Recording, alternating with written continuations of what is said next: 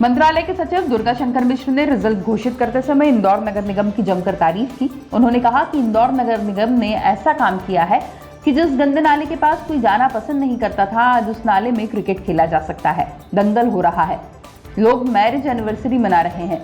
इंदौर में SICTSL office परिसर के smart city control command centre में आयोजित हुए कार्यक्रम में सांसद शंकर ललवानी, नगर निगम आयुक्त प्रतिभा पाल, संभाग आयुक्त डॉक्टर पवन कुमार शर्मा सहित बड़ी संख्या में अधिकारी मौजूद रहे।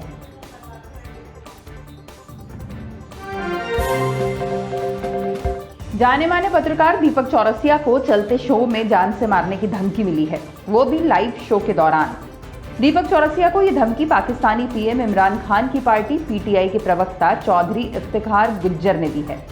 देश का नंबर 1 डिबेट शो देश की बहस। इस शो को एक नेशनल न्यूज चैनल पर दीपक चौरसिया एंकर करते हैं।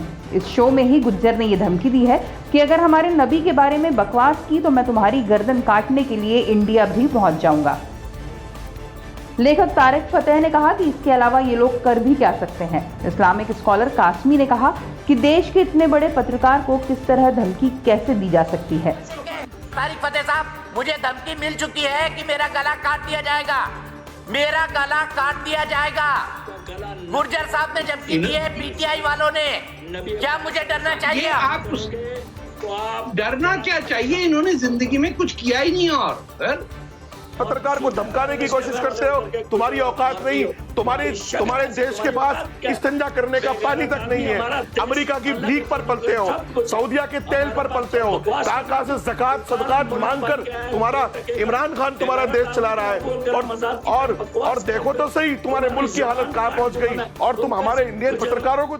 इस हरकत से गुज्जर ने यह साबित कर दिया कि जिस तरह पाकिस्तान के स्कूलों में बच्चों को जान से मारने की शिक्षा दी जा रही है, उसी तरह नेशनल न्यूज चैनल पर गुज्जर भी एक चर्चित शो के चर्चित एंकर को धमकी दे सकते हैं। शो में मौजूद सभी पैनलिस्ट ने इस धमकी पर इमरान खान की पार्टी के प्रवक्ता की तीखी निंदा की है। विश्व प्रसिद्ध Bandhavgarh national tiger reserve park में लगे हिस्सों में पेंगोलिन खतरे में है। तस्करी के लिए इनका लगातार शिकार किया जा रहा है। मानपुर परिक्षेत्र के सोहर ग्राम से पौड़ी निवासी युवक को जिंदा पेंगोलिन सहित पकड़ा गया है। उसके 2 अन्य साथी फरार हो गए। आरोपियों को पेंगोलिन के साथ कोर्ट में पेश किया गया। पुलिस अभिरक्षा में उसे जेल भेज दिया गया है। पेंगोलिन को वन विभाग ने जंगल में छोड़ दिया है। Madhya Pradesh power transmission company limited के भोपाल सूखी सेवनिया स्थित उपकेंद्र के ट्रांसफार्मर नंबर 3 में सुबह 6 बजे आग लग गई। ट्रांसफार्मर से भरे 80,000 लीटर ऑयल से कुछ ही देर में आग ने भीषण रूप ले लिया। इस वजह से ट्रांसफार्मर के कई हिस्से पिघल गए। 2 घंटे बाद आग पर काबू पा लिया गया, लेकिन धुआं निकलना अभी भी जारी है। आग लगने के कारण शॉर्ट सर्किट को बताया जा रहा है। इससे 5 करोड़ से ज्यादा के नुकसान होने की संभावनाएं जताई जा रही हैं। उपकेंद्र से वोल्टेज कम करके छोटे छोटे केंद्रों पर बिजली सप्लाई की जाती है। राहत की बात यह रही कि लोड इंटरकनेक्ट की सुविधा होने से दूसरी ट्रांसफार्मर से सप्लाई जारी रही।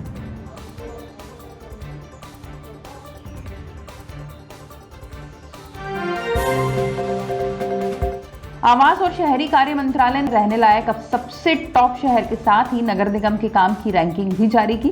शिमला और बेंगलुरु रहने लायक शहरों में टॉप पर हैं।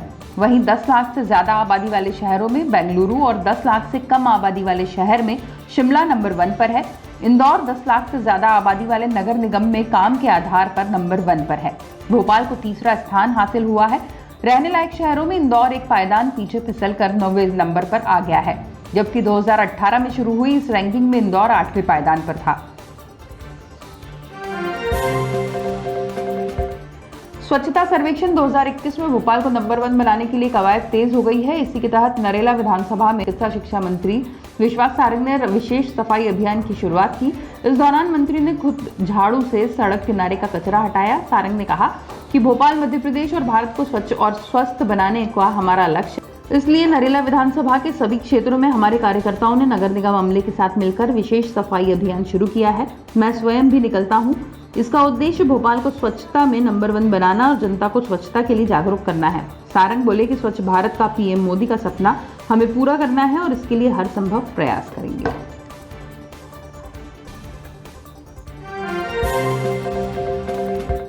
मध्य प्रदेश के नगर निगमों और परिषदों में 1 साल से भी अधिक समय से प्रशासकीय कार्यकाल चल रहा है।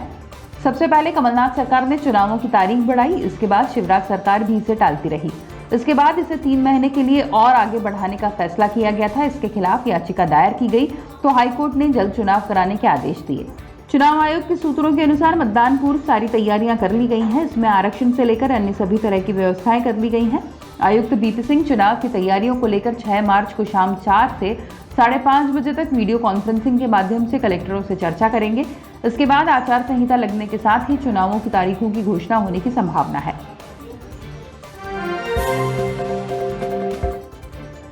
मध्य प्रदेश में कोरोना संक्रमण की रफ्तार तेजी से बढ़ रही है। गुरुवार को लगातार दूसरे दिन नए मामले 400 के पार आए हैं। वहीं भोपाल में भी संक्रमितों की संख्या 5 दिन के बाद 100 पार पहुंच गई। वहीं बैतूल में एक कोरोना मरीज की मौत हुई। प्रदेश में पिछले 24 घंटे में 440 नए मामले सामने आए। कोरोना के नए मामले में इंदौर अभी टॉप पर चल रहा है। इंदौर में संक्रमितों की संख्या 162 पहुंच गई है। वहीं भोपाल में 111 नए संक्रमित मरीज मिले हैं। 228 मरीज ठीक हुए हैं। बता दें, बुधवार को 50 दिनों के बाद कोरोना के 417 नए मामले सामने आए थे। प्रदेश में अब तक 2,63,290 लोग संक्रमित हो चुके हैं। इनमें से 2,56,116 मरीज ठीक हो चुके हैं। कोरोना के कारण अब तक 3,886 मरीजों की मौत हो चुकी है। कोरोना के प्रदेश में अभी 3,308 एक्टिव केस हैं। इसमें सबसे ज्यादा मरीज इंदौर में 1,228 हैं। वहीं भोपाल में 607 मरीज हैं। इसके बाद जबलपुर में 134, बैतूल में 110 और उज्जैन में 101 एक्टिव मरीज हैं।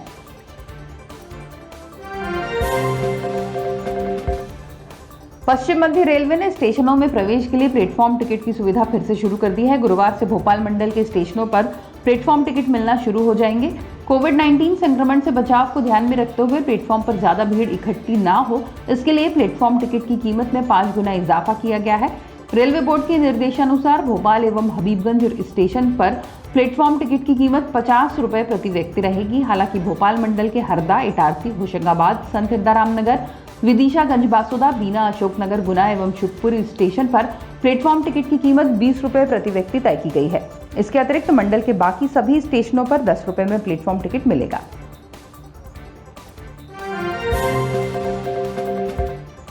मध्य प्रदेश में 10 मार्च से आचार संहिता लग सकती है। इस पर निर्णय 6 मार्च को संभावित चुनाव आयुक्त बीपी सिंह की प्रदेश के सभी कलेक्टरों से वीडियो कॉन्फ्रेंसिंग के बाद लिया जा सकता है। प्रदेश में 407 नगरीय निकायों में चुनाव के लिए फाइनल वोटर लिस्ट 3 मार्च को जारी की जा चुकी है। अब सिर्फ आचार संहिता लागू होने का निर्णय लिया जाना शेष है। संभावनाएं जताई जा रही हैं कि राज्य निर्वाचन आयोग ने निकाय चुनाव के 2 और पंचायत चुनाव को 3 चरणों में कराने की तैयारी की है। कोरोना संक्रमण के बाद इस बार वोटिंग का समय 1 घंटा बढ़ाया जा रहा है। ये समय उपचुनाव के दौरान भी बढ़ाया गया था। वोटिंग सुबह 7 बजे से शाम 6 बजे तक होगी।